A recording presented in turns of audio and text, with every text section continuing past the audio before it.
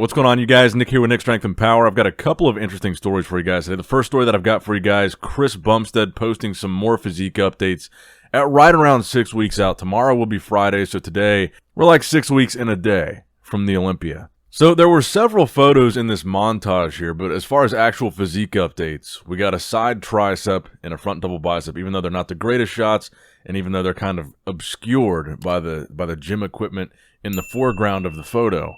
We're slowly starting to see more and more from Chris Bumstead, because in the beginning of the prep, in kind of that like 9 to 14 weeks out, we started to see a lot of the other competitors in classic physique posting more and more physique updates, but Chris Bumstead had been relatively quiet. Then the last few weeks, we had this big announcement about him no longer working with Ian Valliere as his coach, his new coach being Hani Rambod. And with that announcement about Hani, he's posted a lot more training videos. He posted a couple of physique updates, this being one of them, and I feel like he's slowly starting to trickle out more breadcrumbs as to how he's looking. Now, honestly, I think the biggest threat to Chris right now is himself. I think if Chris is able to look the same as he's looked the past year or so, and not look any worse, not, have anything negative happen, that version of Chris, I think, is good enough to continue winning. So I think the only thing that would stop Chris from winning is a drastic change, such as... Before we get to the rest of the video, today's video is sponsored by Morgan & Morgan, a law firm. When you're injured, you deserve compensation, and the size of your law firm matters. Morgan & Morgan has more than 800 attorneys nationwide and has recovered over $13 billion for their clients. The best part? You pay nothing up front for their services. The fee is free unless they win. Switching his coach. And if that switch turns out to be a negative in the way that his physique looks is different from last year or years past in a way that is not going to help him. And I think that is going to be kind of the question mark going into the Olympia for Chris, is how is this coaching change going to affect him? In this update, it still doesn't really change my opinion about Chris. My opinion has been all the updates that we've seen, he looks really big, which could be a good thing. It could mean he's bringing a bigger version of last year's physique with the same conditioning or better conditioning. That's certainly what Hani was able to do for Derek Lunsford. But I do think we should mention these guys like Urs Kausinski, Ramon Roca, Ramon Dino, Terrence Ruffin. These are the guys that are hottest on the heels of Chris Bumstead. And these are also the guys that I think in a lot of their updates, I would say look a lot more shredded than Chris does at this point. I would say that, well, especially Urs. Urs has been incredibly impressive. The snippets that we've seen of Urs's conditioning throughout his prep so far have actually been some of the things that have impressed me most out of any of the guys in classic physique. But I got some comparisons here because I was really impressed by some of the latest updates from Ramon, and you can put Ramon next to Chris Bumstead's front double bicep, even though it's really not that fair of a comparison at all, because Chris is obviously wearing a tank top, but they're from the same points in their prep, and you can really see the beautiful shape that Ramon has. And again, this is a guy that I feel like is gunning for Chris Bumstead. He's gunning for the title. He's gunning for that top three. And I think you can put a shot of all three of them. And I think the picture of Urs here in the front double bicep is a little bit older than the Breon and the Ramon one. But you can still see how dangerous these young guys are. They're new, they're hungry, they're young, they're gunning for Chris. But do I think Chris will lose the title this year? Probably not. If anyone takes a title from him, I think it'll probably be Terrence, but I don't know how likely that is this year. But these are the guys that I'm watching.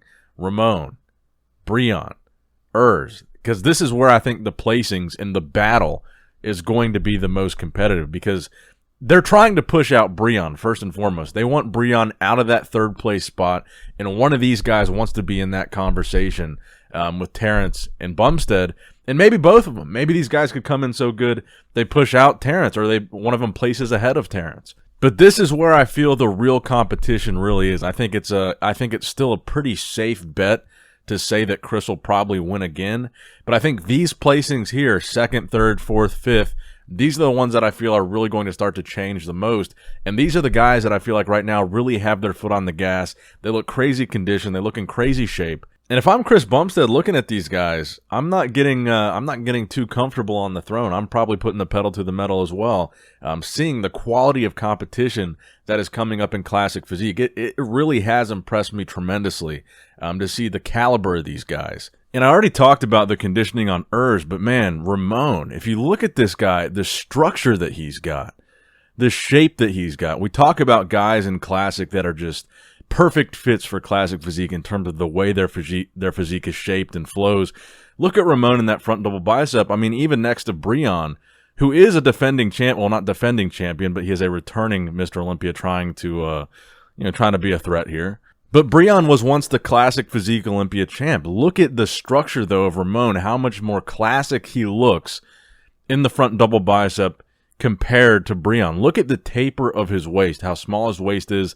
That V-taper, that vacuum pose, his midsection combined with the size of his arms and upper body is just incredible for that division. And it makes me really excited to see what's going to happen. But I'll tell you what, I don't see Breon beating Ramon this year. I think this is going to be a really big Olympia for Ramon. But again, at 6 weeks out, let me know in the comments below your Classic Physique Olympia predictions. Actually, let's go ahead and look at the Classic Physique competitor list. We haven't done this yet, and I think it would be interesting to do so. All right, so we talked a lot about how the men's open bodybuilder lineup is very deep for the Olympia, 30-plus competitors in men's open bodybuilding.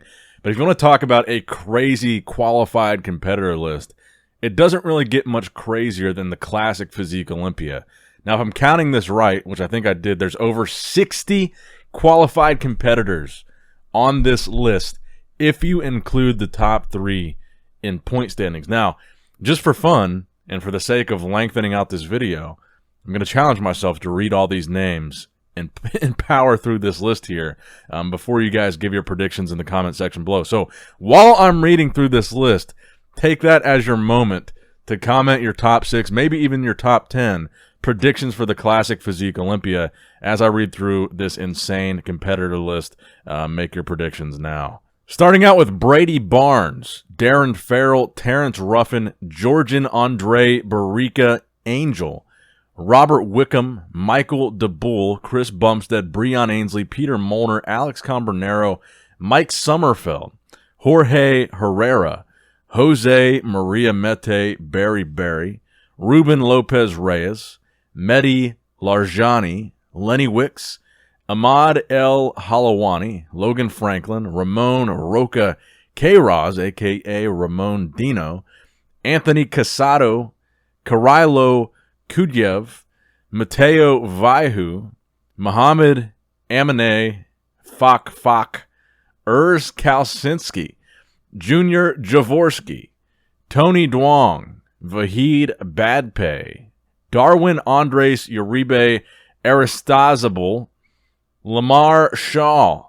Alexander Westermeer, Carlos Dahmer, Neil Curry, Camilo Diaz, Tyler Johnson, Emmanuel Riccati, Jahan Park, Marco Ruz, Ali Paladvan, Fabian Meyer, Jonathan Pelkey, JPL Song, Chen Kang, Gabriel Zancanelli, Josh Eastham, Courage Opara, Valentin Petrov, Blake Course, Giuseppe Zagarella, Dennis Romanov, Fabio Jr., Christopher Hunt, Wesley Vissers, Grant Pia Terce, Jeff Hollenbeck, Julian Castano, Jesus Rodriguez, Sendra, Marcus Perry, Patrick Herzik, Abdullah Al-Safari, Abdullah Whale Al-Rabi, Kevin Hinde, and Tommy Clark, if you include the point standings. Wow, what a mouthful.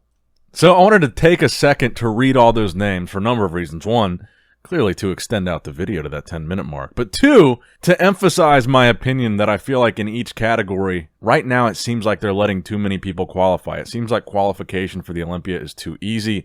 And it feels like these divisions have way too many people competing in them, making for not only just kind of it seems kind of pointless, the guys that are outside of like the top 15, which in this case there would be like 40 plus guys competing for spots outside of the top 15, which just seems absurd, but it's going to extend the length of the show.